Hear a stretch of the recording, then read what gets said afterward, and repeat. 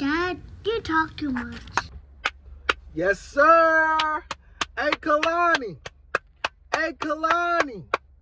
This is R&B. This is R&B. Woo! Hey, Kehlani. All right. So Kehlani dropped While We Wait 2. And let me tell y'all something. This is R&B. I've been waiting for R&B to come back. I feel like R&B is in a weird place. I don't know what's going on. But Kehlani just dropped While We Wait 2. And this is real R&B. She killed this album. What a refreshing album from Kehlani, especially off of her last album, Crash, which me personally, I didn't like her last album like that. And I've been following Kehlani for a very long time. So that last album was a little disappointing to me. But man, did she come back with this. She said this is a mixtape. She said this is a mixtape while we wait. Kehlani, this is what we want. This is it. We don't gotta wait for nothing else because this is it. Yeah, man, so I'm gonna get into, my favorite tracks first, and then I'm gonna go overall how I feel about the album. Off the rip, the first track, Love Like, what a great start to the album. It automatically knows that you're about to get a great R&B album just off the first track alone. To me, it feels like it was very, very Brandy-esque, like very Brandy feel to it. You could tell she was inspired by Brandy. Absolutely love the first track. Another one of my favorite tracks, When He's Not There with Lucky Day. If y'all seen my Lucky Day review on his last album, I think he had the R&B album of the year. I think this album is number 2 R&B album of the year. And Lucky and Kehlani killed it. Regular track about cheating and all that shit, but some toxic. R&B niggas is toxic. Y'all realize R&B is the most toxic people for real, because they can sing about cheating and make it sound so good, but really they doing something bad. But yeah, man, they both killed that track. Close off with KWN or Quinn. I don't know how to pronounce her name. Listen, so I've been following the artist KWN or Quinn, and I love all her music by herself, but her and Kehlani together, this might be my favorite track on the whole album. Her vocals, both of them went crazy. The production on there was just make that that nasty. Love that track. That might be my favorite track on the entire album. I'll play that song over and over and over again. Single. She sampled one of my favorite Music Soul Child songs, man. She sampled Music Soul Child's 143. If you don't know that song, go check it out. That's the song that she sampled on there. Absolutely love this track.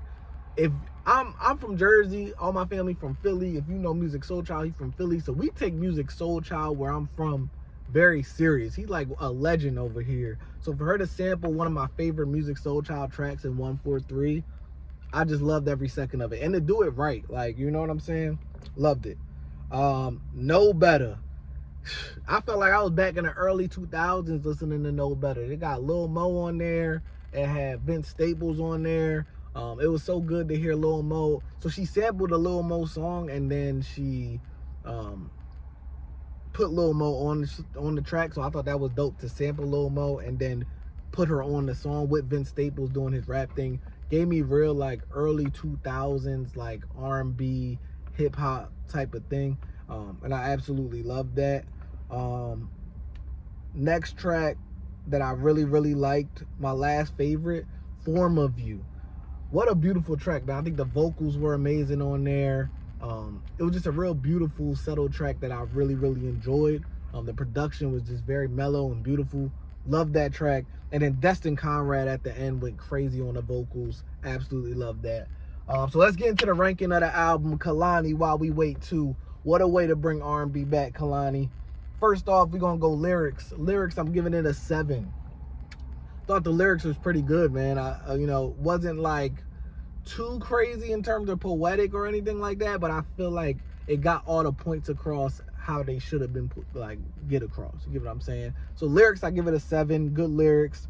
Production, I give it a 9, man. Production throughout the whole album was amazing.